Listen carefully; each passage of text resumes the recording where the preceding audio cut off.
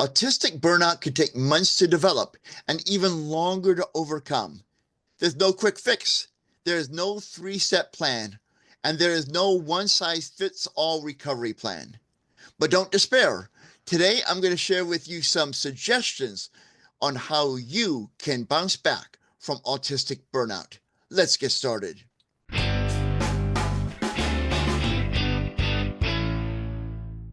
Hey, Define Yourself, I am Chris Mitchell from theconfidentautistic.com. If you are new to my channel, welcome. I truly appreciate you checking out my videos. I'm an autistic adult, late diagnosed, an advocate for autistic adults, and a digital creator empowering other autistic adults and everybody else to embrace autism. Now, if this resonates with you, please show me some love by subscribing to the channel. And when you subscribe, do not forget to ring the bell to be notified of new videos and when I go live right here on this channel. The key to recovering from autistic burnout is to practice self-care. That's the big secret to recovery, because burnout usually indicates we're not taking care of ourselves. Our needs are not being met, or they're being abused by external forces like sensory overload, whatever. And this is why self-care is probably the key to overcoming and recovering from autistic burnout. And self-care involves creating a safe space to rest and relieve stress. Now, for me, it's my office here. Well, it could use some work, I'll be honest with you, but this is my safe spot. This is where people leave me alone. I get to have control over the noise here. I get to control over the light, the sounds, and what I do in here. So this is my safe spot, and it's a space I rest and relieve stress. Another aspect of self-care is to practice relaxation techniques like deep breathing or meditation. And a key important part of self-care is setting clear boundaries and communicating those boundaries to other people. This means you need to protect your time and energy by saying no to non-essential activities or commitments, because it's important to prioritize you or your well-being and not take on too much. We often do want to take on so many things, especially if we're fawning, which is people pleasing in the autistic community. We want to do everything to please everyone because we want that approval. And we need to start learning to say it's okay to say no to, if we're feeling overextended, to non-essential activities. Also, you need to give yourself permission to say no to things that you don't have the capacity for to do at that time, or to ask for accommodations on things that maybe are overwhelming you or overstimulating you. And give yourself permission to socially withdraw. During burnout, you may have the tendency, I know I do, to want to withdraw from socially interacting with people, even people I normally socially interact with. So I may interact with them less frequently.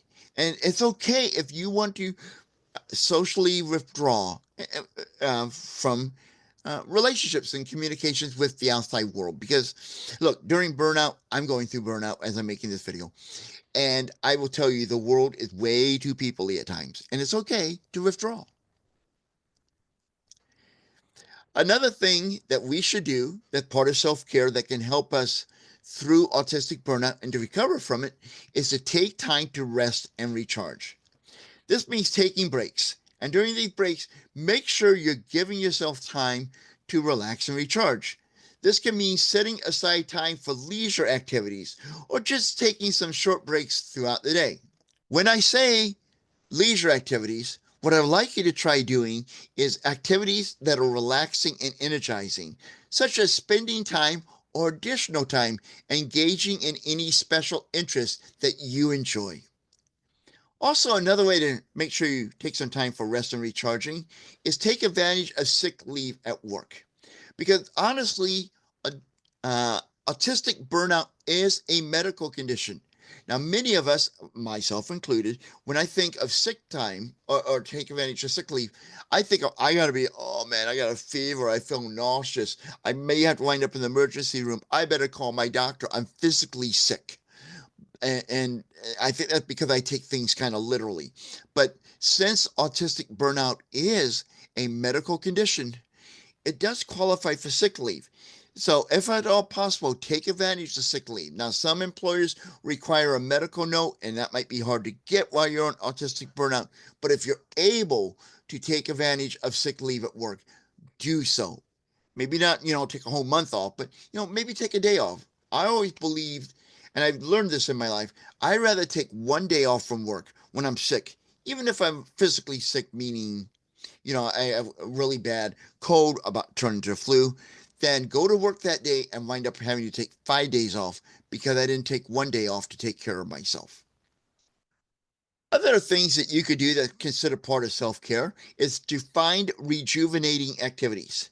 And this could include spending time with loved ones.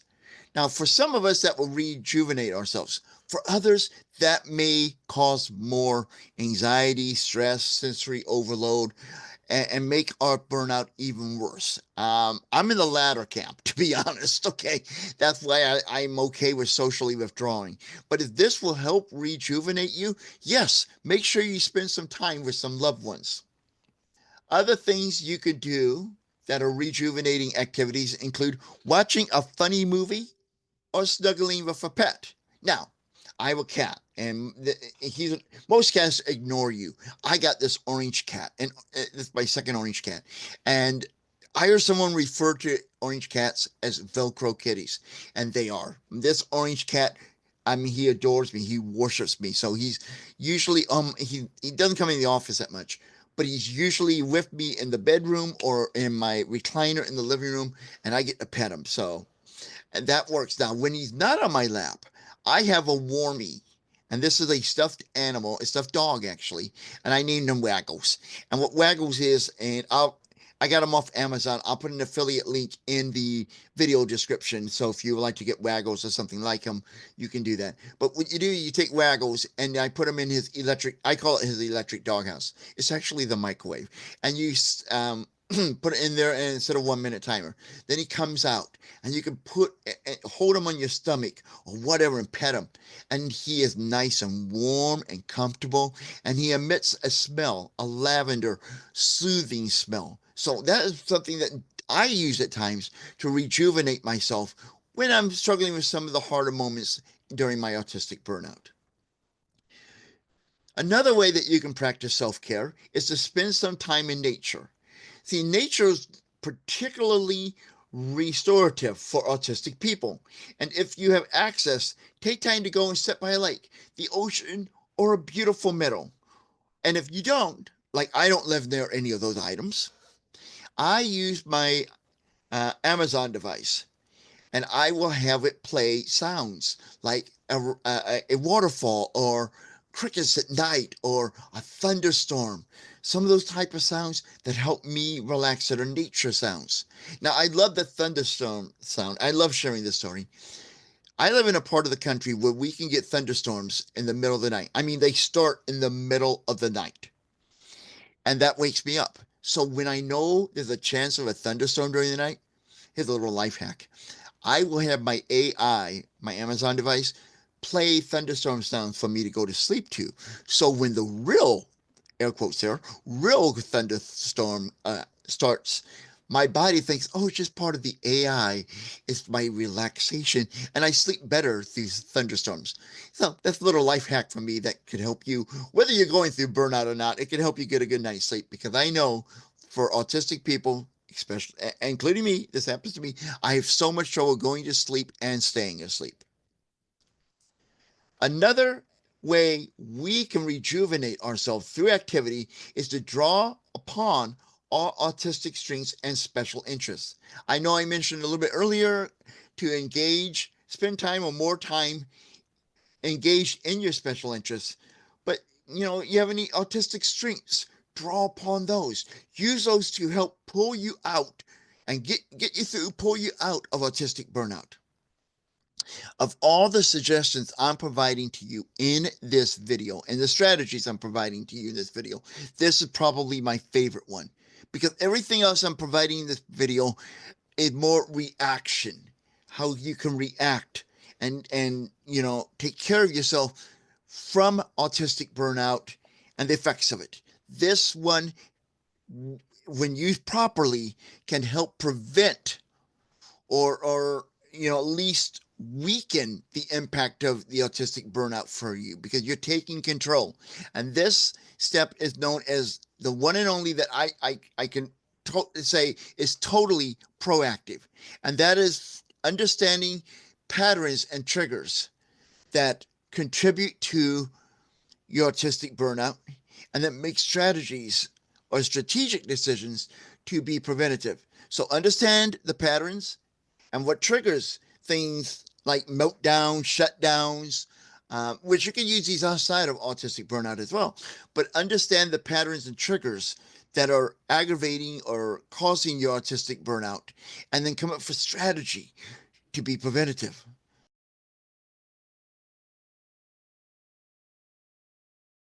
I know I'm rambling here a little bit. Sorry about that. But the point that I really want to make here is when you understand the patterns and triggers and make a strategic decision to be proactive and come up with a proactive plan, you are going to be doing one of the best things you can to get through your experience of autistic burnout.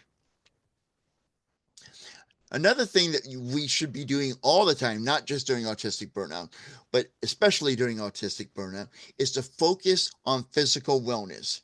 That means eating healthy. Now, I know that during my autistic burnout and during autistic burnout, we may have different eating patterns. We may crave certain foods. We may stop eating for a while. We may binge eat.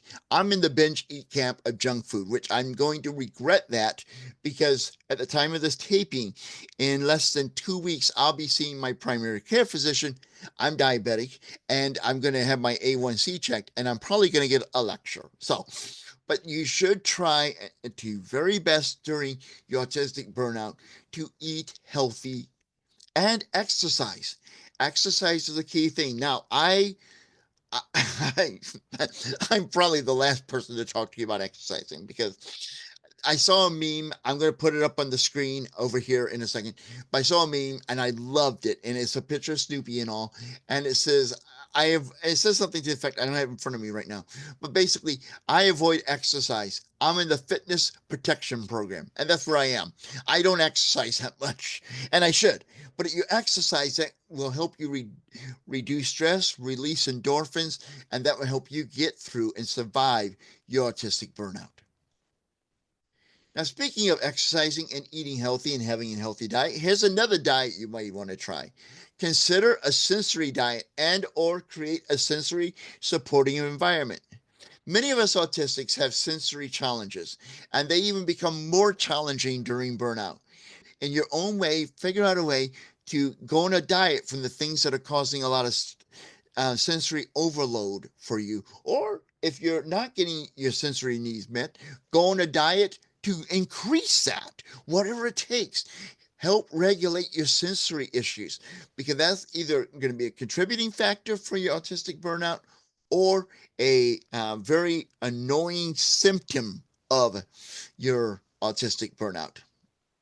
Now, to make yourself a sensory supportive environment, you may need to make your living and workspaces as comfortable and supportive as possible. This might mean minimizing sensory triggers, reducing visual clutter, and creating a calm and organized environment.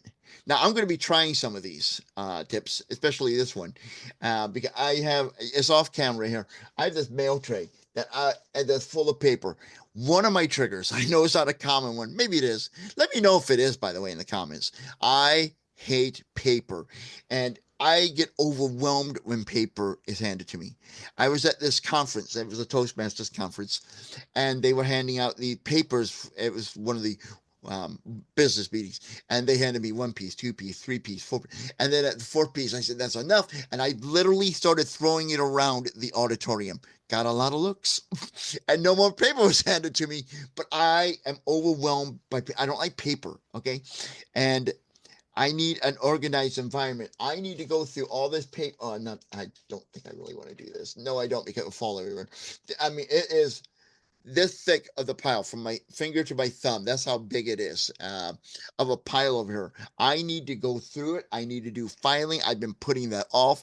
And once I do that and get a organized environment, that will reduce some of the symptoms that I'm experiencing from my autistic burnout. I also need to declutter my. Now, I mentioned in another video of this, and I love my wife. Okay, she can thrive in clutter. I can't. Okay. And we have a battle on that, and I need to get this worked out and the challenges, but I won't go into that because it will bore you. So, but I do need to deal with the clutter. I need to do a common organized environment. And I bet you that will help my burnout. And you can keep an eye on my other video series on the channel called My Autistic Journey, which I usually drop new videos on Fridays, where I share what my life is as an autistic adult, talk about my everyday living and the experiences I have, and so you get to know me better and we can connect more authentically. And I'll keep you updated there on how I'm going through this autistic burnout that I'm going through. Another thing that you may want or need to do during autistic burnout is to give yourself permission to seek accommodations. I know we touched on this a little bit early in the video, but if you're having trouble with school or work, and that's part of during your autistic burnout, or even not, I mean, you should always do this, but if you're having trouble with school or work, consider seeking accommodations like extra time for tasks or extra breaks. It can be helpful to work with an advocate or a support professional to identify and request accommodations. So it's okay to ask for help, because that's what I'm all about. I am an advocate for autistic adults in particular. And I tell people, and my tagline is, and for my business hashtag define yourself, adult autistics. I'm sorry, autistic adults embracing autism. And at the end of each episode of these videos, I normally say something like, now is the day for you to start to embrace your autism and be proud of your autism. Don't be ashamed of it. Ask for accommodations. That's fair to ask because the schools want you to do the best that you can. And if you need a little help with that, without cheating, they don't mind helping. And employers want productive employees. That's going to really help that company excel. And the reasonable accommodation that you need so you can perform your job at the best of your ability, don't be afraid to request it. Seeking accommodations. And when you do that and you get those accommodations, the stress level that you may be under or the anxiety, which many of us on the spectrum, including myself, battle, could decrease, which will really help you um, get through this autistic burnout and survive it. This may be a little hard to do, but it is a good way to help with your autistic burnout. And if you're able to do this, more power to you, and I strongly encourage you to do this. And that is unmask. There's a big term in our community about unmasking, which means be, in a nutshell, it's a lot deeper than this, but surface wise, it means be your authentic autistic self and don't suppress your autistic traits. Embrace them, share them with the world. So yeah, you need to unmask, or at least try to unmask, and that can help with your autistic burnout. Allow yourself to act naturally and avoid masking behaviors like suppressing stimming or copying facial gestures. Do just be your natural self. And the thing is, I know a lot of us feel, whether we're autistic or not, I think it's a little bit more common in our community. We don't like being judged. We don't want to be looked down upon. We don't want people to think we're different. We're an alien from another planet. Nothing like that. And we don't want people to have a problem with who we are. Well, if they have a problem with who you are, that problem is on them, not on you. They're just not mature enough or educated enough or aware enough about autism to understand and accept you. And that's okay. You're not going to impress everybody in your life. Believe me, I don't impress everybody in my life. It's been a lifelong problem. And I've learned to accept I'm not going to make everybody happy. It's like that song Rick Nelson did back in the 70s. I'm dating myself. I am. Called Garden Party. He said, I don't want to get sued by the music industry, but so I'm not going to sing it, and you wouldn't want me to sing it. I don't have a good singing voice, but it's all right now. I learned my lesson well. You can't please everybody. You got to please yourself, and that's what you got to do. Just be your authentic self, and the people who don't like that will stay away from you. But the people who accept you for you who you are and won't be fake friends will gravitate to you. So be your authentic self. An important thing, and there's many in this list, but this is one of the more important things. Don't let the routine go. Us autistics, many of us crave our routines, and it gives us stability. I talked about this in another video, but routines and rules give us that predictable life that we like, because many of us do not like surprises. So don't let your routine go. So in burnout, we are tempted to let the routine go altogether. However, routines are soothing to our nervous system because they tell us what to expect. It doesn't have to be rigorous, but it will be helpful to have a few anchor points during the day. Now, I will be honest with you. As I mentioned, I'm going through burnout. And one of the things I've done, which is horrible, horrible, and I realize how horrible it is as I prepared and did research for this video, is I've let my routine slide. And I am working really hard on getting my routines back. And I'll be sharing updates on that on my video series, My Autistic Journey, which, as I mentioned earlier, usually drops on Fridays right here on this channel. A key thing to do, and we kind of touched upon this earlier, but I'd like to reiterate, is to advocate for yourself. You know more about what you need and what will help you more than anyone else, including me. So advocate for yourself, stand up for yourself. Yeah, it's going to be a little bit challenging, maybe even more challenging while you're going through burnout, but you need to advocate for yourself. And if you need help advocating for yourself, maybe a close friend who knows you really well can help you. Now, during burnout, it may be more difficult for you to express yourself. Okay, some of us have already have problems with expressing ourselves, the feelings, sharing them, whatever. But during burnout, that may increase. So it's a good idea during burnout to find alternative ways to express yourself. Now, many autistics have alternate ways of expressing their emotions, i.e., writing, possibly in a journal or a blog. You can try that. Art, creating art, or music.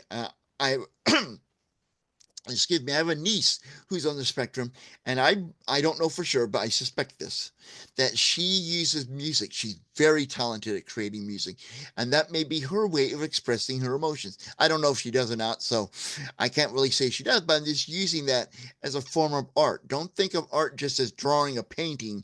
Art can also include music. You can make a collage. You can write a poem, or find music that matches your mood. Now, like I said, my niece, I bet she creates some music that matches her mood. Or you could do that. It's just an example. I could be, like I said, I don't really want to put words in my niece's mouth of how she handles things, but I'm just extrapolating or kind of suspecting that might be why she, or a way she could express herself is through her music if she has trouble expressing herself. And you could do the same if you're musically inclined. I can play only one instrument. I love this one. Okay, you're going to love it too. And people ask me, do you play a musical instrument? Yes, I do. I play the radio. Oh, Yes, they play music on it, therefore it's a musical instrument, right? Right. So those are just examples of alternate ways you can express yourself. Don't worry about people judging you because you express yourself maybe non-verbally and you do it through music and all. The important thing is you're expressing yourself, and don't let someone shut you down because you're expressing yourself through your music instead of words, and they want you to use your words. They should be grateful you can express yourself, and when you're ready, and when the burnout gets a little bit more manageable, you can go back to expressing yourself via your words, if that's the way you normally express yourself. Now, another key thing, I know I said that a lot in this video, but it's true. You want to seek support during a burnout, or you may need to. May and probably should, let's put it that way. And you may want to seek support from a therapist or a counselor. A uh, therapeutic relationship with a mental health professional can help reduce the trauma and what you're going through and help you get through the autistic burnout. Or, seek support from someone you trust within the autistic community. And you may want and need to seek out an autistic diagnosis. Maybe you won't need to, maybe you will. Maybe getting that autistic diagnosis will help you understand your burnout and maybe even open up doors for resources for you with counseling or therapist or whatever you need. And that can be a very long road to go through and all. But that's something you may want to consider doing to help you through the burnout. But if you do decide I'm going to seek out an autistic diagnosis, and then that will make I don't have to do anything else, then my burnout will go away. You better plan out for burnout for many, many years, and it might cost you thousands of dollars if your insurance does not cover it. So don't use this as a silver bullet, which means I'm only going to do this. Try some of these other recommendations I'm sharing with you today. Now, most importantly, I know I said that a lot. This is the last time I'm going to say it. I promise. Okay. There's 2 points I want to make here. Most importantly, engagement with the autistic community can help a person name and validate their experience of burnout. So if you're not sure you're in burnout, get involved in the autistic community. I have one that I just started up on Facebook called Autistic Adults Embracing Autism. I bet you remember hearing that phrase earlier in this video. And it's a great group, and we're getting it started. I'd love to get you to join, and I'd like to get that group going so you can engage with others in there, engage in the comments underneath this video and with others and build relationships. That's why I'm here. It's not just about me talking with you. I want to build a community where autistic adults are helping other autistic adults so we can all thrive in a neurotypical world. And then the other thing that you probably should do is to read and follow autistic people. Read blogs and books by autistic authors, especially on the topic of autism.